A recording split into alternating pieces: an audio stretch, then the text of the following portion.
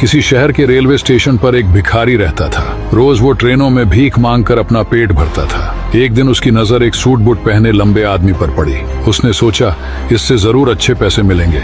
वह उसके पास गया और बोला, साहब कुछ दे दीजिए। लंबा आदमी मुस्कुराया और बोला, तुम हमेशा मांगते ही रहते हो, कभी किसी को कुछ देते भी हो? भिखारी शर्मा गया, साहब मैं तो भिखारी हूँ, देने के लिए मेरे पास क्या है? आदमी बोला, जब तुम किसी को कुछ दे ही नहीं सकते तो तुम्हें मांगने का भी अधिकार नहीं। इस दुनिया में लेने देने का नियम चलता है, जब तक दोगे नहीं मिलेगा भी नहीं। और वह ट्रेन में बैठकर चला गया। उसकी बात भिखारी के दिल में तीर की तरह चुभ गई। 2 दिन तक वह यही सोचता रहा, शायद मुझे भी इसलिए कम मिलता है क्योंकि मैं किसी को बदले में कुछ नहीं देता। तीसरे दिन उसने स्टेशन पर खूबसूरत फूल खिलते देखे। उसके मन में चमक आई, क्यों ना देने वालों को बदले में फूल दूं। उसने कुछ फूल तोड़े और भीख मांगने चला गया। अब जब भी कोई उसे पैसे देता, वो बदले में मुस्कुराकर एक फूल दे देता।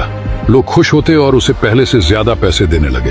भिखारी समझ गया, देने में ही पाने का रहस्य है। एक दिन वही लंबा आदमी फिर स्टेशन पर दिखा।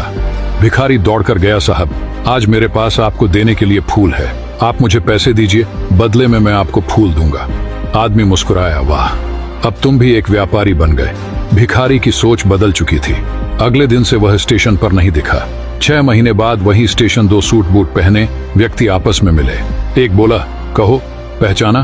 दूसरा बोला, नहीं। पहला मुस्कुराया, हम 2 बार इसी ट्रेन में मिल चुके हैं, मैं वही भिखारी हूँ। दूसरा व्यक्ति हैरान, ओह तुम वही, लेकिन अब तुम कहाँ जा रहे हो? वह गर्व से बोला, फूलों का बड़ा व्यापारी बन गया हूँ। लोगों ने मेरी भीख नहीं खरीदी, मेरे फूल खरीदे। आपने सिखाया था जब तक हम कुछ देते नहीं हमें मिलता भी नहीं। उस दिन से मेरी सोच बदल गई और मेरी किस्मत भी।